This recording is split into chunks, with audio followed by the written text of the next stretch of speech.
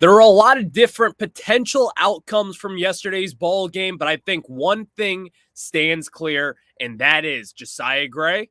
He's back. You are Locked On Nationals, your daily Washington Nationals podcast, part of the Locked On Podcast Network, your team every day.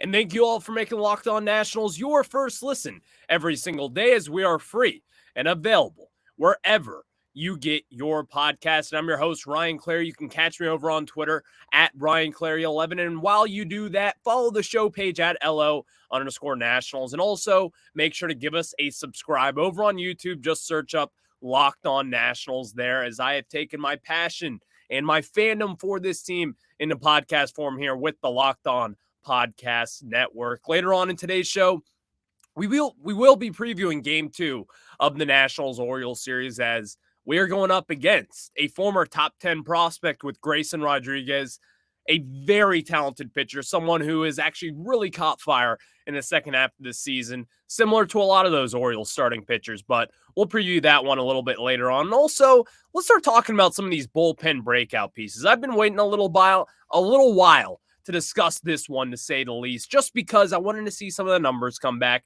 I wanted to get a little more leash out there before we talk about anything else. But Robert Garcia, you got my attention. Let's talk about him, and as well as Jordan Weems on the second segment of today's podcast. But let's start off with what we all want to hear about, which is Josiah Gray.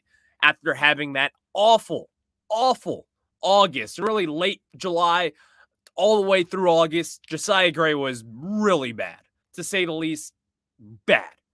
Flat out bad. After yesterday's start, which is his final start of the 2023 campaign, I think it's finally safe to say, Josiah Gray, you are back.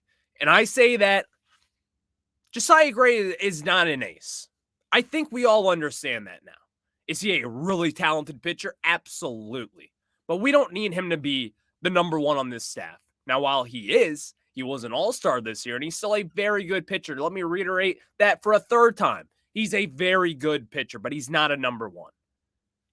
You finished the year now with a 3.9 ERA after going into last night's start with a 4 ERA flat, in which last year his ERA was up above 5. And really in 2021 as well, his rookie season, you saw a lot of good, but you also saw a lot of bad. There's always been that potential there with Josiah, though. In the first half of this season, really all the way through mid-July, that is when we saw the best version of Josiah. But after that All-Star break, that's when you kind of saw him fall off a little bit. And there's a lot of different things as to why that is. Number one, it's got to be his mechanics. And this is something that we've talked about with his front left shoulder just kind of flying open. And this is someone who also doesn't really get that much extension on his pitch. So there's a lot of different things as to why Josiah kind of crumbled. But we're not here to talk about why he crumbled. We're here to tell about why he bounced back and kind of how he came to this portion of 2023, how he kind of came out of the gutter, in which he was just not good in the month of August. But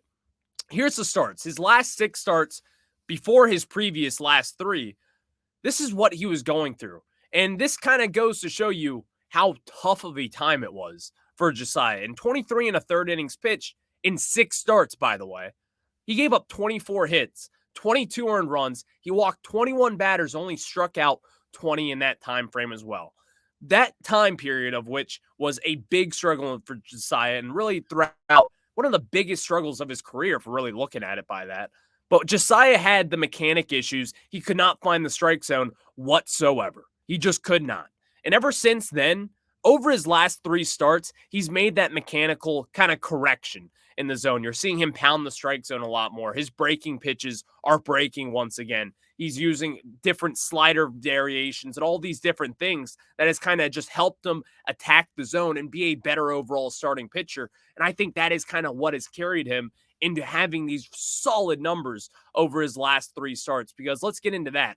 His last 3 starts, 17 and a third innings pitched, 15 hits, only 4 earned runs, 5 walks. He gave up 3 home runs, but struck out 21 batters in those 17 and a third innings. He only struck out 20 batters in his previous 6 start, struck out 21 in his last 3.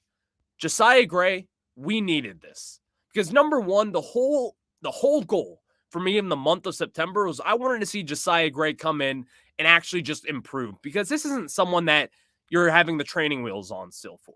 This was a National League All-Star in a division that is loaded with pitching. And yes, every team has to have someone represent them at the All-Star game, but Josiah Gray, by the numbers, up until that point of mid-July, he was an all-star. He deserved to be there. Also, Lane Thomas deserved to be there, but again, that was for another day. We already complained about that. Now it's time for Josiah. He has the numbers. He's got the stuff to really kind of just break away from the other pack of these pitchers in which the starting rotation for the Nationals has not been good. Trevor Williams, a bad ERA and just not been good here on out. Patrick Corbin has been Patrick Corbin, something that we've expected for quite some time now. Yohan Adone, he is what we thought he was. Not that great of a starting pitcher. But Josiah has kind of separated himself, and he's been just the shining star of this starting rotation staff outside of Mackenzie Gore as well. But what Josiah has done, if you look back at his numbers in 2022, and we all know, or I think at least we all think we knew what the issue was last year. Number one, he was pretty damn predictable. On multiple different counts, we all knew what was going to come. And what I mean by that, he threw his fastball well over 50% of the time last year. Actually, rather than that, not over 50% of the time. It was around 39% of the time in 2022. But you get the point. In this year, though, in 2023, he threw his fastball only 17% of the time. And let's reiterate this. He led the league in home runs given up last year. Not the National League. Major League Baseball. No pitcher in all of baseball in 2022 gave up more home runs than Josiah Gray did. That was really bad. And that was really the main catapult of his issues. That was kind of what got him into the trenches of last year, you could say, and why he didn't really have that successful of a season. It was because he walked a lot of guys and he gave up a lot of home runs. Now, while also, here's kind of an interesting part of this, his walk rate actually went up to a 4.5 in 2023 compared to a 4.0 back in 2022. But his home run rate, night and day difference. He had a 1.2 home run per 9 innings this year compared to a 2.3 home runs per 9 innings in 2022. That's almost half of it that was cut from this season on. And you see that we all know his fastball from last year was just a mess. And this is something that's so weird and so strange considering that was his hype pitch coming up from the Dodger system and really back from the Cincinnati Reds system as well. He had this fastball that he can generate swings and misses on, in which not many pitchers can really get those swings and misses the way that Sean Doolittle did back in his career. Well, Josiah Gray was doing that and much more down in the minors. But as he got up to the bigs, they just simply hit him. They found a way to get on base on him. They found a way to hit for power against his fastball. And it's as simple as this, in my opinion, was his location was just never pinpoint with his fastball. So he made some adjustments going into this year. And I think that is really what we saw over the season and really what was improving the most, which was his slider. And while his slider, again, if you look at his pitches and really what he's given up, his slider is still not up to par of what we would want it to be, considering he still has high slugging numbers on it. But his fastball and the usage of his fastball and really recognizing that that has been the pitch that has been killing him, he makes that adjustment in 2023, and that is why he finishes the year with a 3.9 ERA. And a 3.9 ERA, while that's not something that we're going to parade around for, it's not something that we're going to clamor for him to be a Cy Young winner. But I think it's this, is that if you have the expectations as I have, or maybe you have as well, of him just being a solid second or third starter on a very good baseball team, a postseason October baseball team, then that is a fine ERA to have. But even then, I don't really look at the ERAs. I look at whip. I look at strikeout rates, walk rates, home run rates. I want to see all the nitty-gritty stuff when it comes to Gray. And I honestly, besides the walk rate kind of just not improving this year and getting worse, everything else checks those boxes of a successful 2023 season for him. And last night, Gunnar Henderson hit that solo home run in the first inning. It didn't get off to a good start, and you're just kind of thinking like, oh no, this is going to be bad. This could be really, really bad. Is Josiah Gray going to get thumped for his last start of the year, and which was ultimately a very good 2023 campaign? But after that, he settled in. 6 innings pitch, only 1 earned run. And again, that 1 earned run was a solo home run to begin the game off Gunnar Henderson, who has 28 home runs on the year so far, and he just turned 22 years old. Oh my God, that guy's going to be special. But Josiah Gray, solid finish to the season, really impressive. We'll get way more into him and really some breakdowns as to what has been impressive and what are some things he needs to really work on heading into 2024. That's something we'll get into during the offseason. But Josiah Gray finished strong after a really tough August for him. That's just what we wanted to see. And it's kind of something that a lot of Nationals fans, a lot of Nationals personnel wanted to see. And also, another big plus, he finished the year healthy. A second straight year, getting his big leagues under the belt. And if you remember, Mike Rizzo discussed about that last year, about how big it was for Josiah to make it through the year healthy and really kind of learn the reins of an everyday big leaguer. And this year, we saw that. He took a step up, made that all-star team, and ultimately made a huge difference on the starting rotation staff. Thank you guys for making Locked On Nationals your first listen every single day. The Nationals play the Orioles again tonight at 6:35 Eastern Time. It's going to be Patrick Corbin versus former top prospect Grayson Rodriguez. Catch every pitch in the Nats' hometown broadcast with SiriusXM on the SXM app. Just search Nationals there.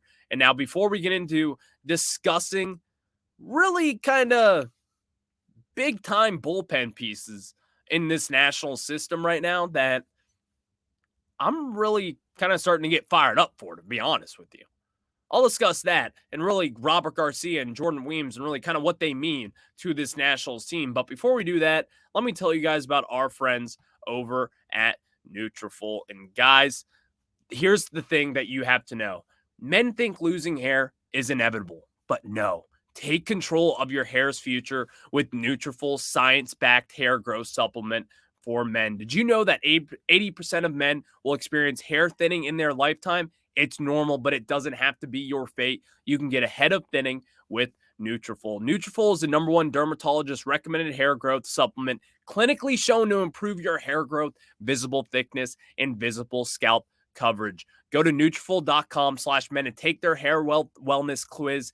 Identify causes of your thinning hair, and Nutrafol will give you a personalized plan for better hair health through whole body wellness. Take the first step to visibly thicker, healthier hair. For a limited time, Nutrafol is offering our listeners $10 off your first month subscription and free shipping when you go to Nutrafol.com/men and enter the promo code LOCKEDONMLB. Find out why over 4,000 healthcare professionals recommend Nutrafol for healthier hair.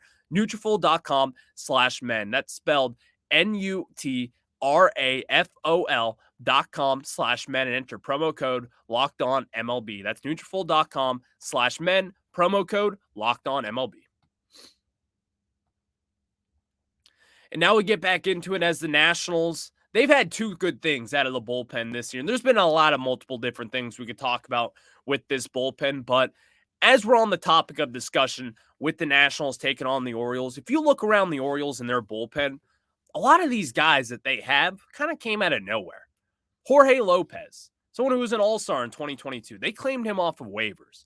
And if you remember earlier this year, the Nationals, they claimed someone off waivers who's been pretty damn good. Left-handed pitcher Robert Garcia with the Miami Marlins. But I'm not really done talking about that Orioles bullpen. They've been kind of one of the better bullpens throughout the entire 2023 season, even dating back midway point through last year. This was a very good bullpen and a very much needed area of need for that Orioles team. So going into the postseason, they know that they have some reliable relievers. Well, when the Nationals eventually do take that next step, as we talked about in yesterday's show, when that could happen, you can check that out wherever you get your podcast. But whenever the Nationals do take that next step, they're going to have some pieces. And we've already kind of started to take note of a couple different guys that are really panning out for the Nationals. #1, Hunter Harvey, a first-round pick by the Baltimore Orioles, someone who is DFA'd, never really panned out with them, couldn't stay healthy. Since he's come to DC, he's been lights out, a lights out setup man.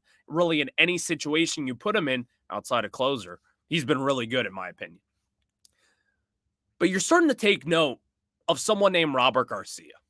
And while I've been kind of waiting to see what the results come in as for Garcia as the season goes on, I think it's finally time to say the Nationals may have found something with Robert Garcia. And if you look at the numbers with him, while they're not like the most crazy impressive numbers, but this is still someone in his rookie season, someone who never pitched before 2023.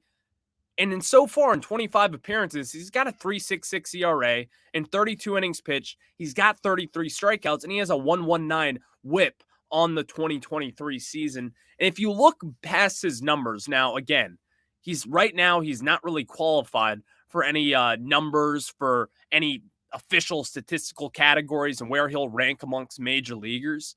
But as he does right now, and if you look at Baseball Savant, a site that I just love to look at when it comes to comparing players to kind of the average MLBer, Robert Garcia is by far and away one of the Nationals' better analytical minds in the bullpen. At 27 years old, 6'4", 225 pounds, as of right now, some stuff that have really kind of stuck out to me is that his chase percentage is way up in the above average category as far as MLBers go. His whiff percentage is a little down below, but his strikeout percentage is way up in that above average territory as well. His barrel percentage is way up in the above average category. It's actually in the great category for Baseball Savant. His hard hit percentage, way up. His ground ball percentage is way up. His extension is in the 82nd percentile.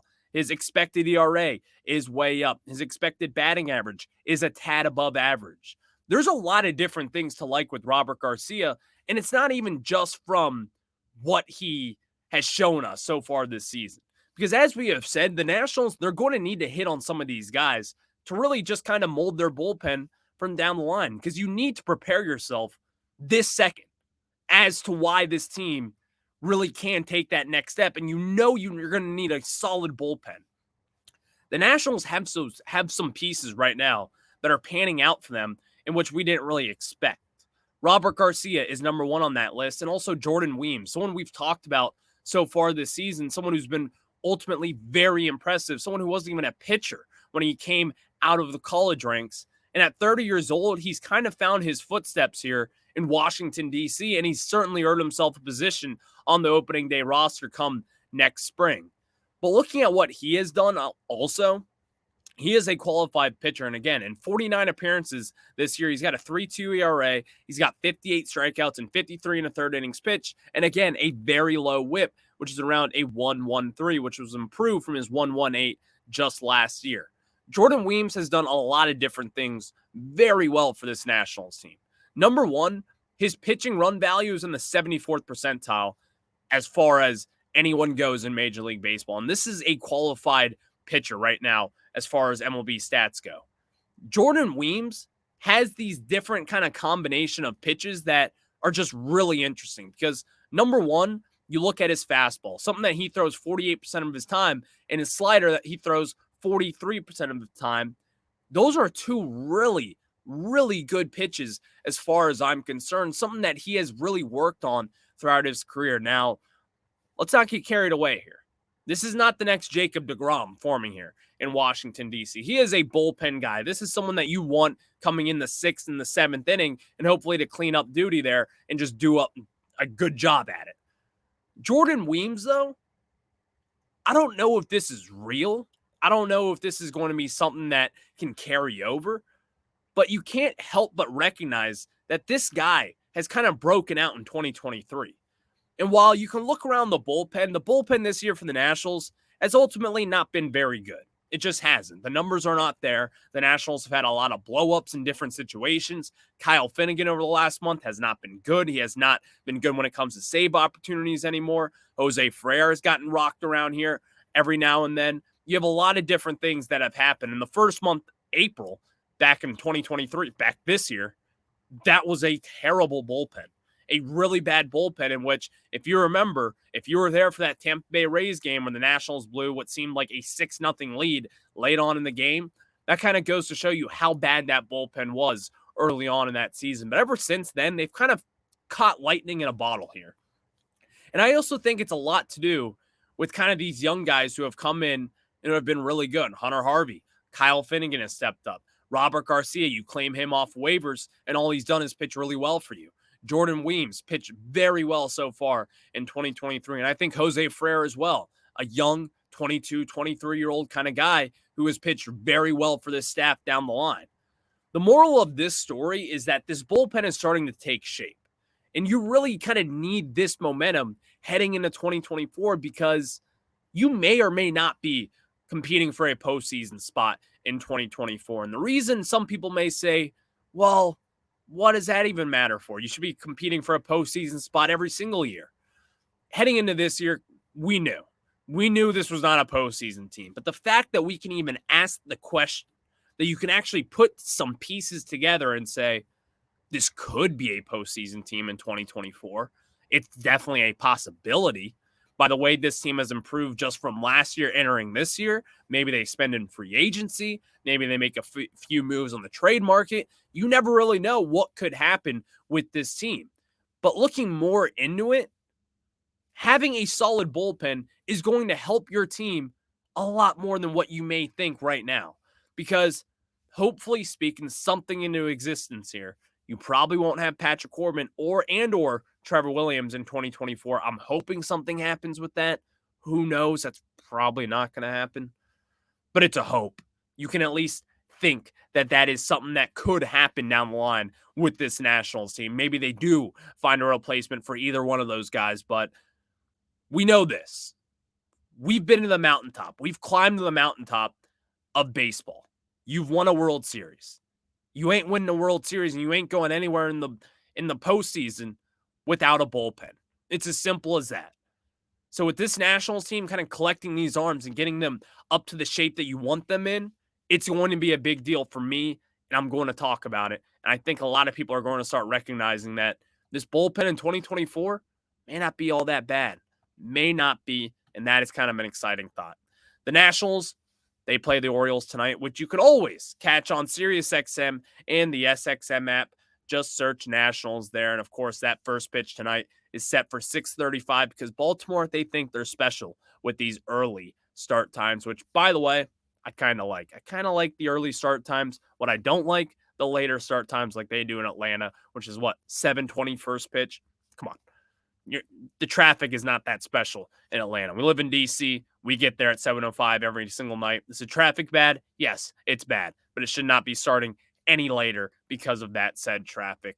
Before we get into previewing tonight's game, though, let me tell you guys about our good friends over at Jase Medical. And guys, when I tell you about Jase Medical, this is what I want you to know because modern medical care and treatment are important, but also our global supply chains are fragile. Things like pandemics, natural disasters, and foreign travel may cut you off from the treatment you need. Jase Medical is your solution. Just fill out their online form, and one of Jase Medical's board-certified physicians will review it to determine whether medications are safe and appropriate. Then Jase will send your prescriptions to one of their partner pharmacies where your order will be filled and mailed directly to your home. You can also send your physician a message for answers to treatment-related questions any single time. Everyone should be empowered to care for themselves and their loved ones during the unexpected. That's why Jase Medical offers the Jase case. Save more than $360 by getting these life-saving antibiotics with Jase Medical, plus an additional $20 off by using my code LOCKEDON at checkout on jasemedical.com. That's JASE medical.com. Thank you guys for making Locked On Nationals your first listen every single day. The Nationals take on the Orioles tonight at 6:35 Eastern Time. You can catch Grayson Rodriguez and Patrick Corbin face off in a pitcher's duel, am I right? At 6:35 Eastern Time. Always on SiriusXM and the SXM app. Just search Nationals there to listen to Charlie Slows and Dave Jagler. So let's get into it as the Nationals. They did lose game one last night in Camden Yards. And I don't know if you guys know this, but the Nationals, they struggle against the Orioles. They just can't beat them. And when you're going up against Grayson Rodriguez, who, oh, by the way, the second half of this season, he has caught fire, which is much similar to a lot of these different Orioles starting pitchers, which always bodes well for going into the October baseball stretch that they're going to be pursuing here. So heading into tonight's game, listen, just Nationals fans here, right? This is going to be a tough one. I'm not excited for this game whatsoever. And again, I want to get to the 70 win mark. You go up against Atlanta for your last 3 games of the year, in which they probably will sit some of their guys here and there, but I don't really expect them to sit any of their guys all series long. You're going to be facing Acuna, Olsen, Murphy, Harris, name all of them. Name all of them. We're going to be facing them. But if the Nationals just get to that 70 win marker, how much better will that sound that you can say we won 70 games after winning in the mid-50s last year? It's going to sound a lot better no matter which way you spin it. And some people may just say, who really cares about that? But when you talk about this team, we want to see them kind of take that next step. And a lot of people, we've been antsy about them taking that next step. But the Nationals just got to get something going. And as of right now, the Orioles, they have shut us out in 26 consecutive innings this season and 31 innings in total dating back to September 14th of 2022. Their last hitter to drive in a run versus Baltimore was Luke Voigt. That was Mark Zuckerman of Masson Sports who had that. And now we got Patrick Corbin on the mound tonight. Someone who has a 5 ERA going up against one of their young stud starting pitchers with Grayson Rodriguez, who again has been very good since the start of August. Someone who is really taking this step up and getting hot right before October baseball starts, in which is just their dream scenario. It could be Rodriguez's last start as an Oriole in 2023 at home. The crowd's going to show up. I think it's going to be a nice night tonight, as last night was a ton of wind coming out from center field there. It really was a pitcher-friendly ballpark last night, in which Camden at times can't be. But in left field there, that is a good thing. You're not hitting a home run over the left field unless your name is like, I don't know, Joey Meneses, Lane Thomas maybe, Chris Davis from back in the day. Even though he's a lefty, he could probably put it out there in left field. But regardless, this is going to be a really tough game. We'll just have to see. We'll just have to see what Patrick Corbin does. The numbers, they aren't great. We know that. I don't need to reiterate all the bad numbers from Patrick Corbin. He's still a Nationals legend. I still love the guy. But yikes. Patrick, if this is a good start, and also, you never know. This could be Corbin's last start as a Washington National. And I think a lot of people may sleep on that factor. And some people may say, good riddance to Patrick Corbin. I say thank you. Thank you for winning Game 7 of the World Series, in which it is 2023. That was a long time ago. But I'll stand on this hill. I'm signing that Patrick Corbin contract every single day and twice on Tuesdays. Thank you all for making Locked On Nationals your first listen every single day. The Nationals play the Orioles tonight at 6:35 Eastern Time. Make sure to catch every pitch of the Nats hometown broadcast with SiriusXM on the SXM app. Just search Nationals there. It's going to be an interesting one, as the Nationals and maybe a lot of you Nats fans will be making your way up to Baltimore. It should be a fun series, but of course, we want to see a win. Let's get to that 70 mark. Let's do it tonight. I'll catch you guys on the flip side.